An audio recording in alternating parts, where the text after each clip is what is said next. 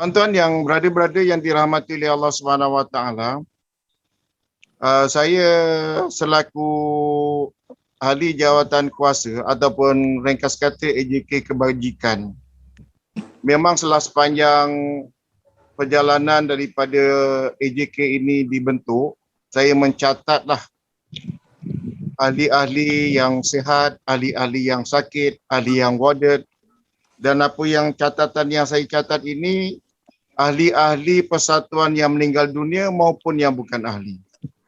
Jadi pada malam Jumaat ini kita berbicara sedikitlah tentang yang dipanggil tentang bab kematian. Sebab dia ni menyentuh kepada rakan-rakan kita ni yang telah kembali. Kalau tengok dalam graf catatan saya, yang paling ramai kematian berlaku pada bulan Julai, iaitu ketika wabak COVID betul-betul sedang memuncak. Brother-brother yang dirahmati oleh Allah Subhanahu Wa Taala, apabila kita membicarakan tentang bab kematian ataupun soal mati, maka bab mati ini merupakan satu perkara yang teramat-amat serius. Dia ini tidak ada satu orang pun wa ima dia itu dipanggil sebagai orang yang jahat, penyamun, penyangak dan sebagainya.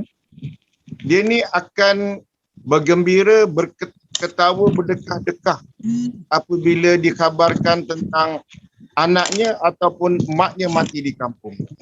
Baik mak orang itu hatinya begitu keras sekalipun membuat perkara-perkara yang jahat, namun apabila dia ni dikhabarkan tentang ahli keluarganya meninggal dunia ataupun secara kasarnya mati, maka hatinya akan terguris, bukan terguris, akan tersentuh dengan perkara yang dipanggil kesedihan.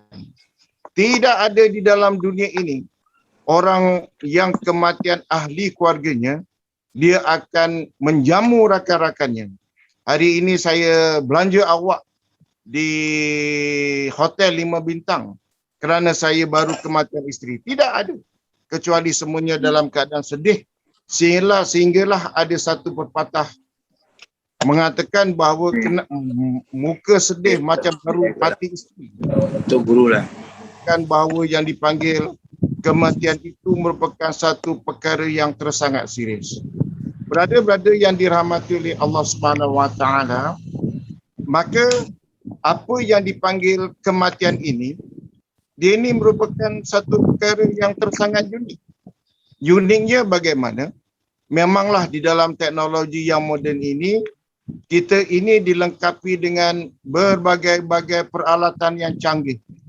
Dengan adanya email, dengan adanya Instagram, dengan adanya WhatsApp, dengan adanya telefon mudah alih, berbagai-bagai application yang kita boleh gunakan untuk berhubung. Tetapi yang dipanggil sebagai mati itu, dia tidak ada yang dipanggil sebagai malaikat itu menggunakan application ini untuk menghabarkan tentang kedatangannya. Tidak ada malaikat maut itu menggunakan WhatsApp. Bersedia kamu berada Halim kerana akan datang sebulan lagi, atau menggunakan email untuk menghabarkan tentang kedatangan malaikat maut. Tidak ada sama sekali.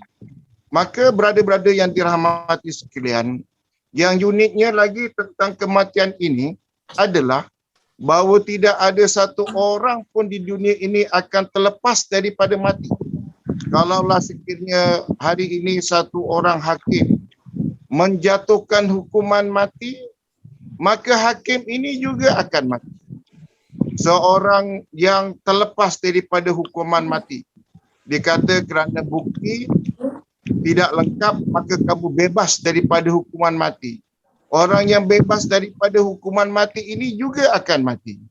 Satu orang yang meletakkan tali gantung di dalam pesalah kepada pesalah yang dijatuhkan hukuman mati, maka yang dijatuhkan hukuman mati itu pasti yang meletakkan tali gantung itu juga tetap akan mati.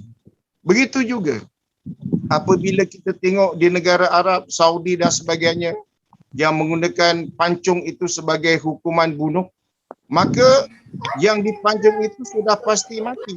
Tetapi perlu diingat, yang memancung itu juga akan mati. Kalau kita lihat di sini, baik di hospital maupun di tempat-tempat pusat rawatan, bagaimana doktor bersusah payah merawat pesakit agar pesakit itu jangan sampai mati supaya sembuh kembali. Perlu diingat bahawa pesakit itu juga akan mati. Doktor yang merawat pesakit itu jangan mati pun akan mati. Ringkas kata, tidak ada satu orang pun yang terkecuali daripada yang dipanggil sebagai mati. Sedangkan kekasih kita, junjungan besar baginda Nabi Muhammad sallallahu alaihi wasallam juga telah diwafatkan oleh Allah Subhanahu wa taala. Brother-brother yang dirahmati oleh Allah Subhanahu wa taala, maka kata pepatah dipanggil pepatah pun saya tak berapa faham antara pepatah, bidalan dan sebagainya. Tetapi ada orang Perak menghabarkan, dikata bahawa tanda-tanda mati itu akan datang kepada setiap diri kita. Apa kata orang Perak cakap? Apabila uban sudah bertabur, dia kata. Apabila pipi sudah kendur, apabila gigi sudah gugur, apabila mata sudah kabur, rupa-rupanya inilah tanda untuk kita masuk ke liang kubur. Brother-brother yang dirahmati oleh Allah Subhanahu wa taala, maka perlulah diingat bahawa tanda-tanda itu sedikit sebanyak telah pun ada pada diri saya, pada diri brother-brother. Kalau tanda-tanda pada diri saya ini, rasa-rasanya semua dah ada lah. Rambut sebetulnya pun dah beruban. Mata dulu saya tak pakai kacamata, sekarang pun mengaji dah tentu kena pakai kacamata. Dan juga gigi pun ada dah berkurangan. Maka rupa-rupanya itulah tanda-tanda bagi kita untuk masuk ke dalam lubang kubur. Maka brother-brother yang dirahmati oleh Allah Subhanahu wa taala, maka kita ambillah apa yang kata baginda Nabi sallallahu alaihi wasallam. Orang yang bijaksana itu adalah orang yang mengingati mati. Tak berhenti di situ. Dia mengingati mati satu, dan kata Nabi sallallahu alaihi wasallam, dan membuat persiapan ke atasnya. Justru dengan perhimpunan yang kita buat walaupun secara maya ini, saya mengingatkan diri saya dan mengingatkan diri brother-brother sekalian agar kita menjadilah orang yang pintar, orang yang bijaksana, iaitu orang yang mengingati mati dan membuat persiapan ke atasnya. Mudah-mudahan apabila kita dipanggil oleh Allah Subhanahu wa taala balik ke pangkuannya, maka kita dalam keadaan kita redha dan diredai. Brother-brother yang dirahmati oleh Allah, sebagai ekoran daripada mesyuarat yang dipenguruskan oleh Datuk Presiden di Wisma Perwira Div, maka pada malam ini kita akan membuat bacaan tahlil dan juga doa selamat yang mana akan dibuat pada tiap-tiap bulan pada minggu keempat pada Khamis malam Jumaat. Ekoran daripada itu, bagi memulakan majlis tahlil ini, insya-Allah kita sama-sama menghadiahkan Fatihah kepada junjungan besar baginda Nabi Muhammad sallallahu alaihi wasallam dan juga kepada ahli keluarga baginda. Lahdatin Nabi Sayyidina wa Habibina wa Syafi'ina Muhammadin sallallahu alaihi wasallam wa ila arwahi abaihi wa ihwanihi minal anbiya'i wal mursalin. Salatullahi salamuhu alaihi wa alaihim ajma'in wa ala alihi qarabati wat tabi'ina wat tabi'ina lahum bi ihsanin ila yaumiddin. Wa ila arwaqi wali walidina wa muallimina wa zawil huquqi alaina ajma'in.